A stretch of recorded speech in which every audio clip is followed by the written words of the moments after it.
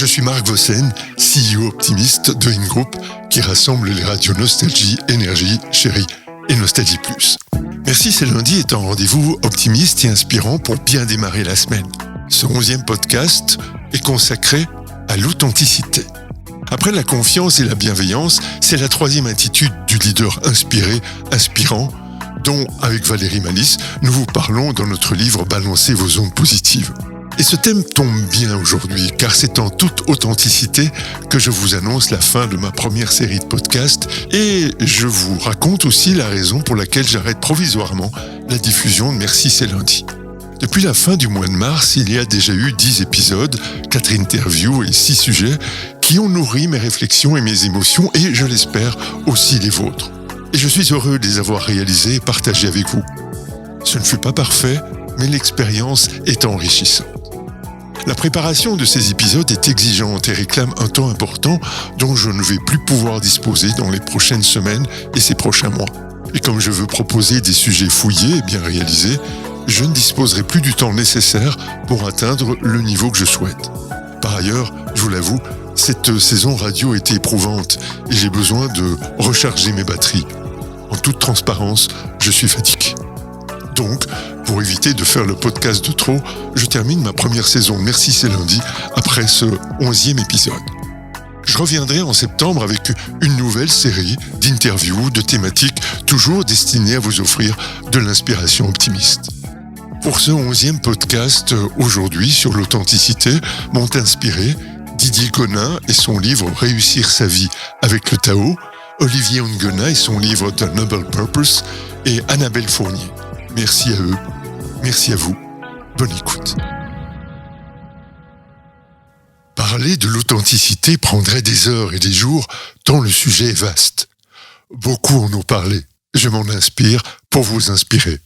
Je ne prétends pas évidemment être exhaustif, c'est impossible, mais je fais ma part pour que vous puissiez faire la vôtre. Être authentique est difficile, c'est un long chemin. Et nous le commençons par une histoire qui met en scène Lao Tzu, le sage chinois fondateur du taoïsme, et un homme qui pourrait d'ailleurs être une femme, ou bien même chacun d'entre nous. Un homme va trouver Lao Tzu et lui dit « Quand je me contente d'être ignorant, on me traite d'imbécile. Mais quand je cherche à m'instruire, je suis angoissé. Quand je me dispense d'être bon, je fais du mal aux autres. Mais quand je m'efforce de l'être, cela me jette dans des tracas sans fin. Quand je renonce à être juste, je cause du tort à autrui, mais quand je cesse de l'être, je me trouve devant des problèmes insolubles. Je ne sais comment me tirer de là. Ce sont des dilemmes qui me tourmentent. C'est là-dessus que je viens vous consulter. »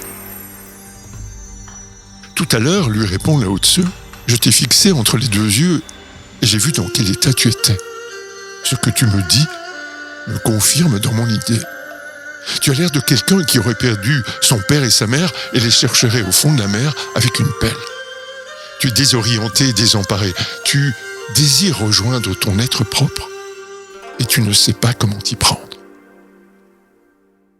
Dans ce court texte, Lao Tzu nous parle d'une des difficultés majeures de notre vie, le manque de contact que nous avons avec nous-mêmes.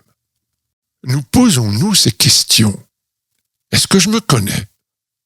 Quelles sont mes forces et mes fragilités ? Quelles sont les réalisations dont je suis le plus fier et les actes dont je suis le moins fier ? S'il y avait quelque chose en moi que je voudrais absolument garder, ou s'il y avait quelque chose en moi dont je voudrais me défaire, que serait-ce ? L'authenticité, c'est nous regarder sans complaisance ni culpabilité. L'authenticité, c'est regarder notre lumière, mais aussi notre part d'ombre en nous. Être authentique, c'est retrouver notre vraie nature d'être humain. C'est aussi refuser l'hypocrisie et le mensonge qui sont caractéristiques des sociétés dites développées. C'est surtout refuser cette langue de bois, celle qui prédomine aujourd'hui, ou ces sordides politiquement correctes et pensées dominantes qui nous aveuglent. Être authentique, c'est donner aux mots leur sens. L'adjectif authentique est emprunté au latin authenticus, signifiant original. Il nous invite donc à penser ce qui fait de chacun de nous une personne unique, originale. Le grec authentikos signifie « dont le pouvoir et l'autorité sont inattaquables ». Ce qui nous donne à réfléchir sur les qualités dont doivent faire preuve toutes les personnes qui ont une responsabilité, quelle qu'elle soit, à quelque niveau que ce soit. Ce mot est lui-même dérivé de autentes, auteur responsable. Un composé de auto, donc propre, et de entes, qui veut dire qui réalise et qui achève. Magnifique étymologie dans laquelle se trouve combiné le fait que chacun d'entre nous est une personne unique et originale, et le fait que c'est en étant pleinement responsable de nos actes que nous parviendrons à réaliser quelque chose de significatif dans le monde. Et cette réalisation représente une des plus profondes inspirations de tout être humain. Parce que chacun et chacune d'entre nous fait une différence dans ce monde. Je parle d'authenticité aujourd'hui, et comme dernier numéro de Merci c'est lundi cette saison, parce que je suis profondément saturé de l'inauthenticité et de la médiocrité d'un grand nombre de leaders et de leur forme de leadership totalement factice. Et le Covid a d'ailleurs renforcé ce ras-le-bol. Que ce soit dans les entreprises, dans les organisations nationales ou internationales, dans la vie politique, économique, sociale ou culturelle.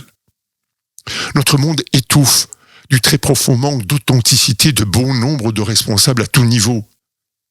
Et d'autres responsables, s'ils ne sont pas encore atteints par cette gangrène, ont choisi de manière égoïste et radicale l'abdication dans des entreprises et des sociétés qui sont devenues de véritables caricatures de démocratie.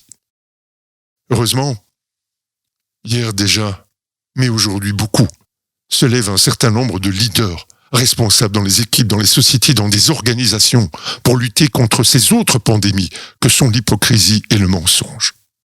Bien sûr, c'est compliqué, être authentique est compliqué. Déjà parce que nous sommes des humains changeants, mouvants, et que la diversité que nous portons en nous ne rend pas les choses faciles. Ensuite parce que dans la vie sociale, il est impossible de se dévoiler totalement. Il y a des conventions et des rites. Et que dans la vie privée, c'est pas plus simple parce que nous ne parvenons pas toujours à bien communiquer le fond de notre authenticité, nos émotions, nos ressentis. Mais la recherche de l'authenticité dans la vie sociale, politique, professionnelle, privée est positive. Elle permet de faire avancer les choses ensemble. Olivier Ongona, dans son livre sur le Noble Purpose, raconte que dans cette extraordinaire recherche de l'authenticité, la confrontation aux autres est révélatrice. Grâce à la rencontre de l'autre, j'apprends des choses sur moi-même, ce que j'aime et ce que je n'aime pas, ce que je considère comme important et ce que je trouve inutile, ce qui me rend heureux ou ce qui m'irrite. Chaque fois que nous interagissons avec quelqu'un, nous avons l'occasion de travailler sur nous-mêmes. Et ce qui est surprenant en tant qu'être humain, nous rencontrons souvent les mêmes types de personnes que nous n'aimons pas, ou nous nous confrontons au type de contexte qui nous dérange. Cela se produit jusqu'à ce que nous soyons suffisamment conscients de notre rôle et de notre place dans cette interaction. Grâce à cette interaction, nous avançons petit à petit dans notre vie jusqu'à ce que nous ayons pu expérimenter une majorité de facettes essentielles de notre vie. L'autre est donc un élément capital dans la découverte de nous-mêmes. Et de cette relation, ce qui est génial, c'est que peut jaillir l'imprévu, une nouveauté qui transforme les êtres dans leur nature profonde, c'est une authenticité dynamique. Annabelle Fournier, de son côté, ne dit pas autre chose quand elle nous dit que l'authenticité ne se révèle qu'en développant la connaissance de soi. Plus nous allons nous connaître, plus notre authenticité se révélera. Et révélera nos forces, nos fragilités, notre part d'ombre. Ce qu'on aime chez nous, ce qui va générer de l'agacement et de la colère chez l'autre. Développer son authenticité, c'est élever son niveau de conscience de nous-mêmes, c'est avoir un regard sur nos propres actes. Les autres, et a fortiori lorsque nous sommes des leaders, au boulot, en famille, les autres jugent nos actes et nos paroles. Et ils vont juger s'il y a une cohérence entre les deux. C'est ce que chacun de nous, d'ailleurs, demande dans nos relations avec les autres et avec nous-mêmes.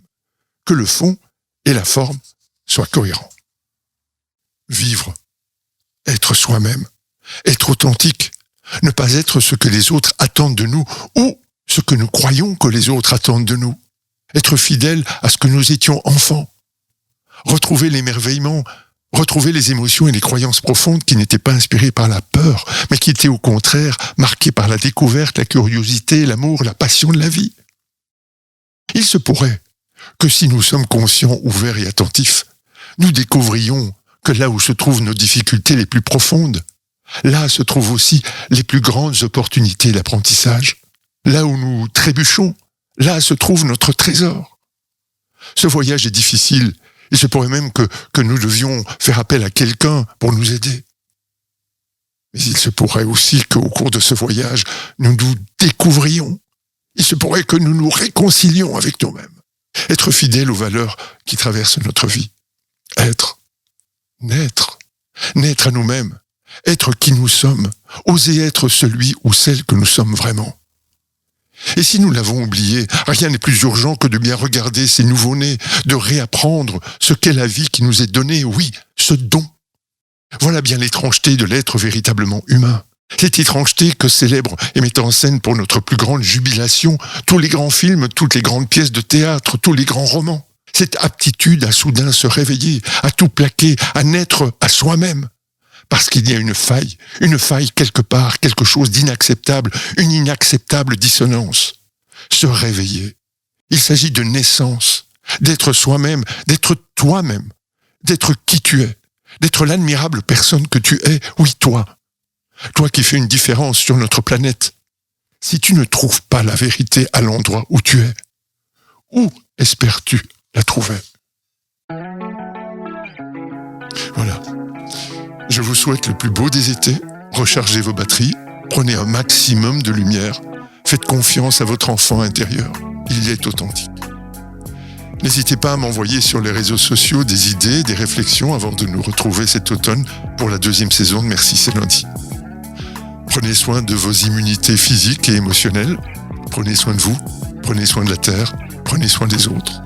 Et n'oubliez pas, dans l'optimisme, il y a de la magie.